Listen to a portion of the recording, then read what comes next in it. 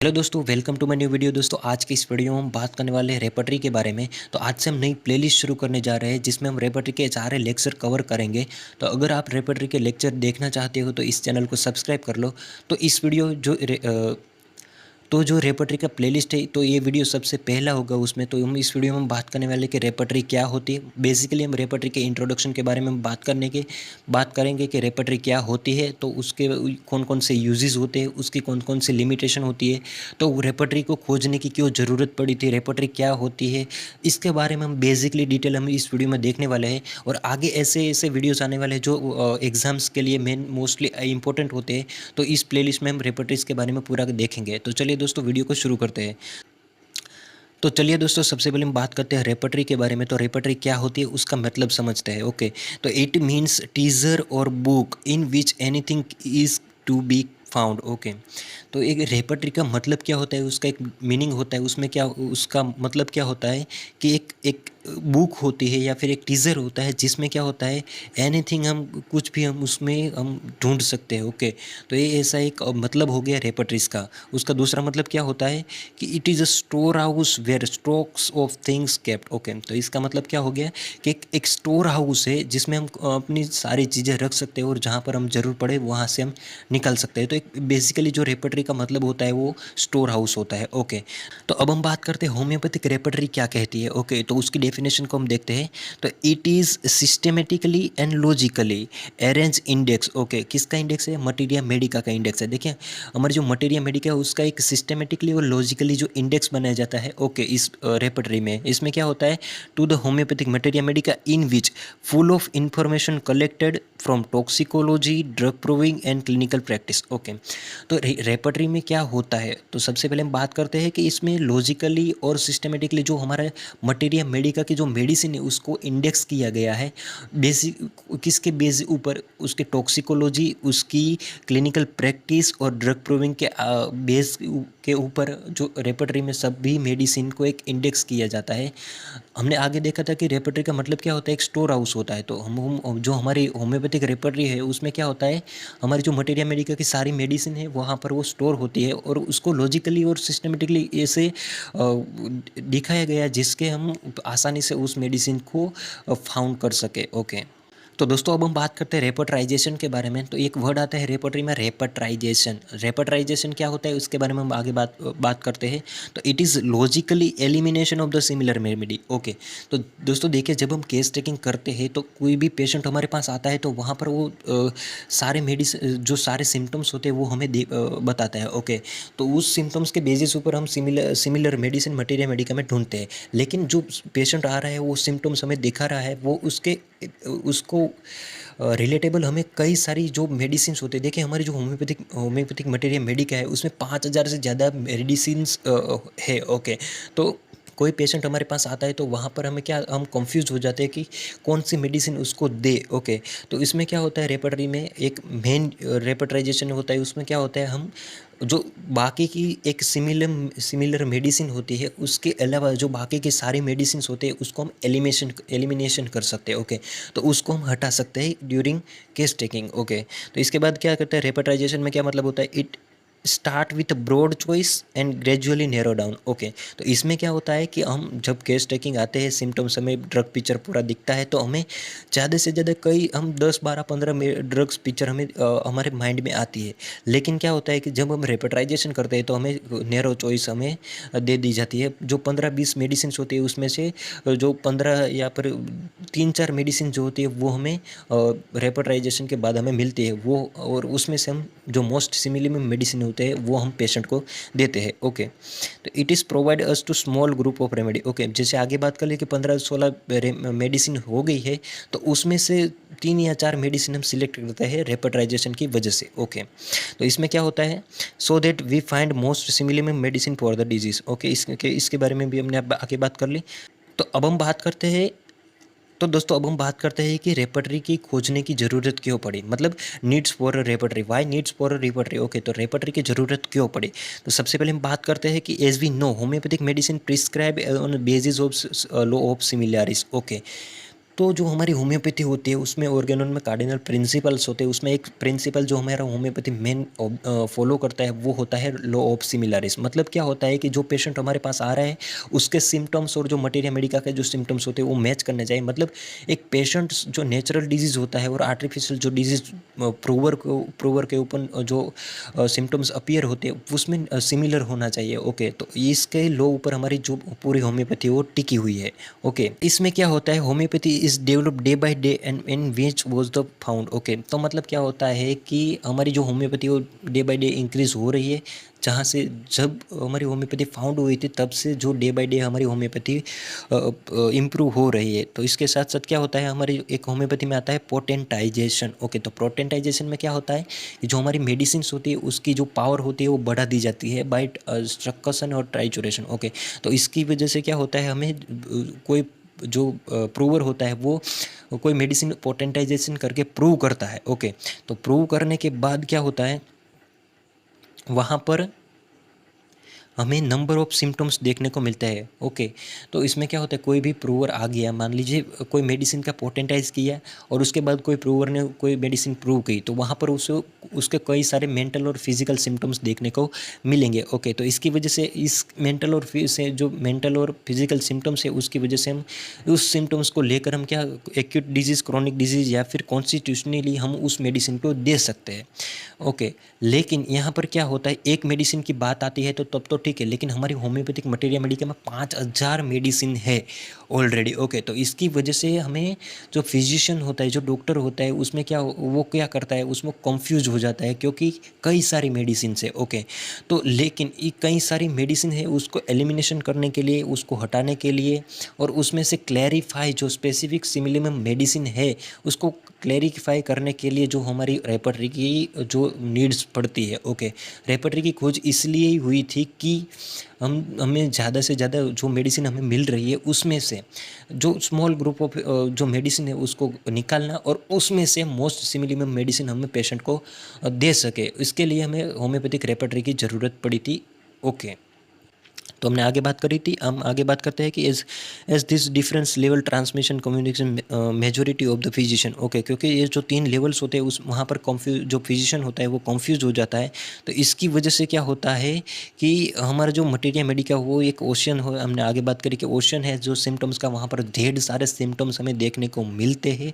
As will जो कोई patient आता है तो हमें लगता है कि ये सिम्टम इस मेडिसिन के साथ जो है वो सिमिलर में हो जाता है, लेकिन वो होता नहीं है। ओके, क्योंकि कई सारे मेडिसिन है, कई सारे सिम्टम्स हैं इसकी वजह से, तो यहाँ पर हमें रेपर्टरी की ज़रूरत पड़े। ओके, तो अब हम बात करते हैं कि हम सिमिलिमम को कैसे खोज सकते हैं। ओके, हमने आगे बात कर रहे हैं कि सिमिलिमम मेडिसिन, लेकिन हम सिमिलिमम मेडिसिन कैसे ढूंढे। तो देखिए, कोई पर्सन आ रहा है, ओके, पर्सन आ रहा है हम उसके नेचुरल डिजीज़ के साथ। देखिए, कोई मान लीजिए कोई अस्थमा का पेशेंट हमारे पास आया तो उसके सिम्टम्स होंगे, वो सिम्टम्स हमें बताएगा। ओके, तो हमें जो आगे मटेरिया मेडिका पढ़ी हुई है उसमें क्या होगा, कोई प्रूवर ने मेडिसिन दी होगी, उस मेडिसिन का आर्टिफिशियल डिजीज प्रोड्यूस होगा और उसके बेसिस पे हमें सिम्टम्स मेंटल और फिजिकल देखने को मिलेंगे।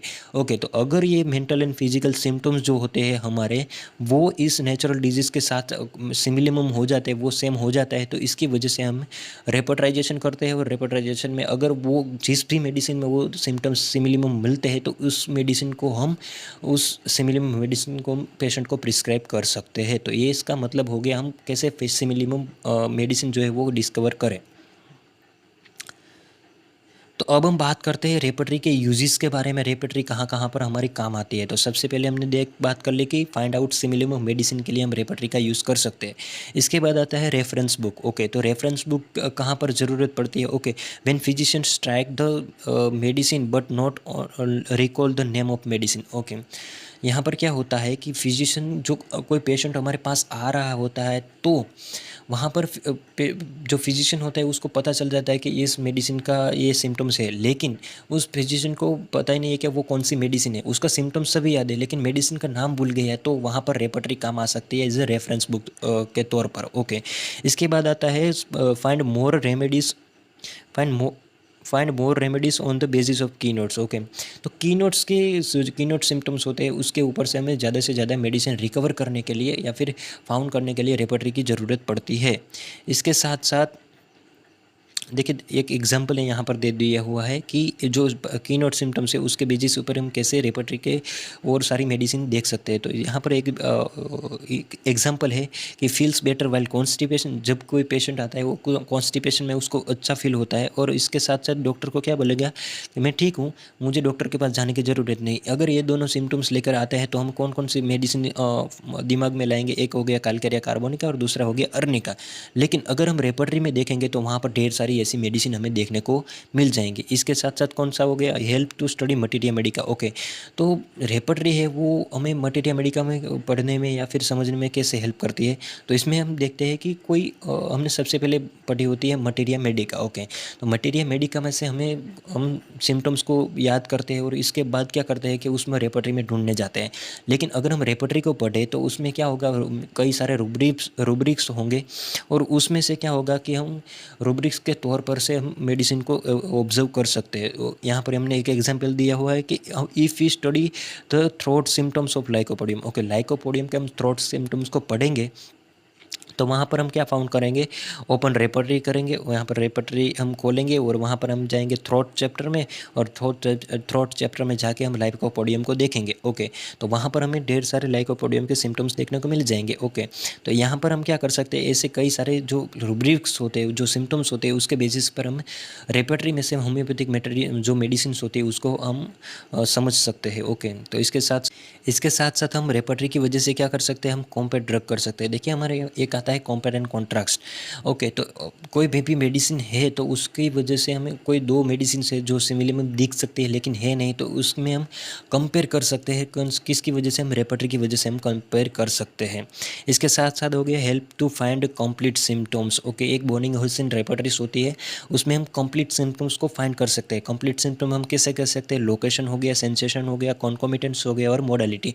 कोई पेशेंट इन चारों जो चारों हमें सिम्टम्स दे देते तो उसको हम कहेंगे कंप्लीट सिम्टम्स। इसका मतलब कहाँ पर हमें हो रहा है, उसका सेंसेशन कैसा होता है, कॉन्कोमिटेंट मतलब जो मेन चीफ कंप्लेंट है उसके साथ कौन कौन सी और कंप्लेंट्स है, और उसके साथ साथ मोडालिटी कहाँ पर एग्रावेशन हो रहा है, कहाँ पर एमिलियोरेशन हो रहा है। तो हम जो रेपर्टरीज होती है वो कंप्लीट सिम्टम्स को फाइंड करने में हेल्प करती है। इसके साथ साथ help in formulating questions. Okay, formulating questions का मतलब क्या होता है कि अगर हम केस टेकिंग कर रहे होते हैं तो वहाँ पर हमें जो क्वेश्चन है वो हम क्वेश्चन पेशेंट को कैसे पूछ सकते हैं वो हम रेपर्टरी की वजह से जान सकते हैं।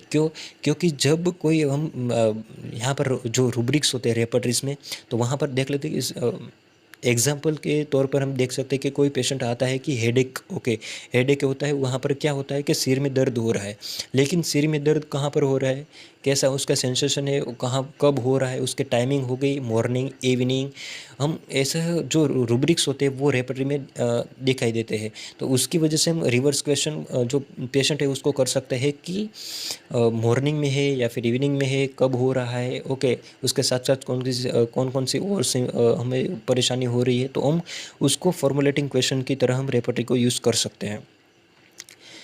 इसके साथ साथ सेकंड प्रिस्क्रिप्शन के लिए भी हमें होम्योपैथिक रेपर्टरी ज़रूरी होती है। इसके साथ साथ study of homeopathy relation to the study of homeopathy in relation to the modern pathology. Okay, modern pathology को समझने के लिए भी हम रेपर्टरी का यूज़ कर सकते हैं। अब हम बात करते हैं होम्योपैथिक रेपर्टरी के लिमिटेशन के बारे में। तो सबसे पहले लिमिटेशन हो गया, हमें क्या करती है कि होम्योपैथिक जो रेपर्टरीज होती है वो हमें स्मॉल ग्रुप ऑफ मेडिसिन हमें सिमिलर में बताती है, लेकिन जो फाइनल चॉइस होती है वो हमें नहीं बताती है। ओके, तो उसको हम फाइनल चॉइस को पसंद करने के लिए हम होम्योपैथिक मटेरियल मेडिका का रेफरेंस लेना पड़ता ही है। तो ये हो गया पहला, फाइनली जो स्मॉल ग्रुप ऑफ मेडिसिन हमें देती है but according to different grade. Okay, एक बात मैं भूल गया कि जो हमारी रेपर्टरीज होती है वहाँ पर कोई भी रेपर्टरी उठा लो वहाँ पर ग्रेड वाइज सिम्टम्स आपको देखने को मिलेंगे। अगर फर्स्ट ग्रेड है तो वो मोस्ट सिमिलिमम मेडिसिन, इसके बाद सेकंड ग्रेड आता है तो उसको उससे कम जो सिमिलिमम होती है, और इसके बाद थर्ड ग्रेड आता है। तो एक ग्रेड वाइज हमें रेपर्टरीज में सिम्टम्स देखने को मिलते हैं। ओके, तो इसकी बात ये होगी हमारी पहली जो लिमिटेशन थी। अब हम बात करते हैं दूसरी लिमिटेशन के ऊपर। दूसरी लिमिटेशन क्या कहती है कि different repertory by different author. Okay, देखिए हमारी जो होम्योपैथिक रेपर्टरीज है वो कई सारी ऑथर ने कई सारी पब्लिश की हुई है, तो उसकी वजह से जो ऑथर है उसका ग्राउंड प्लान, उसका कंस्ट्रक्शन, उसकी फिलोसॉफी वो सब ऑथर वाइज अलग अलग होती है।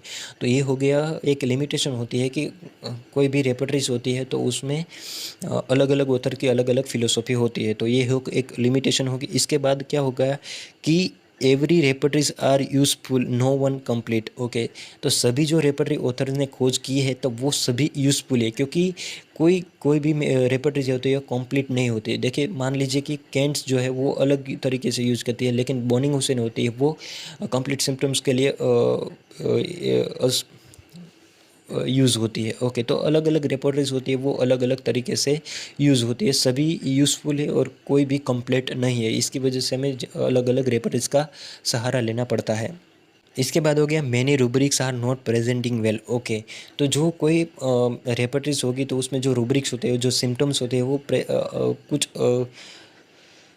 अच्छी तरीके से प्रेजेंट नहीं किए गए होते हैं। ओके, तो इसकी वजह से हमें रूब्रिक्स फाइंड करने में बहुत तकलीफ होती है, तो ये हो गई रेपर्टरी की लिमिटेशन। इसके बाद होता है जो relatable to rubric symptoms but in sense of physical observation patient repertory are fail. Okay, तो कोई पेशेंट, हम देखिए मान लीजिए इसका एग्जांपल मैं आसान भाषा में समझा दूँ कि कोई जो डॉक्टर है वो फ़ोन पर बात करके सिम्टम्स कलेक्ट करता है और उसके बाद रेपर्टरीज में जो वो सिमिलियम जो ढूंढ कर उसको मेडिसिन प्रिस्क्राइब करता है, तो वो मेडिसिन काम नहीं करेगी। क्योंकि हमें केस टेकिंग में सीखा था कि कोई पेशेंट हमारे पास आता है तो वहाँ पर हमें जो पेशेंट है उसकी मूवमेंट, उसका बिहेवियर वो भी हमें चेक करना होता है। तो उसका जो मेंटल सिम्टम्स होते हैं वो हम नहीं ले सकते, उसका जो फिजिकल कॉन्स्टिट्यूशन है वो हम नहीं ले सकते, तो यहाँ पर रेपर्टरी जो है वो फेल होती है। तो इसके बाद क्या होता है कि no guide about potency and doses. Repertory जो होम्योपैथिक रेपर्टरीज होती है वो सिर्फ और सिर्फ मेडिसिन को फाइंड करने में हेल्प करती है। वो मेडिसिन के कौन कौन से डोजेज देने हैं और कौन सी पोटेंसी में देने हैं वो हमें रेपर्टरीज नहीं बताती है। तो ये थी कुछ होम्योपैथिक रेपर्टरी की लिमिटेशन। दोस्तों अगर ये वीडियो आपको अच्छी लगी हो तो इस वीडियो को लाइक कीजिए और आगे होम्योपैथिक रेपर्टरीज के वीडियोज़ देखने के लिए इस चैनल को सब्सक्राइब कीजिए।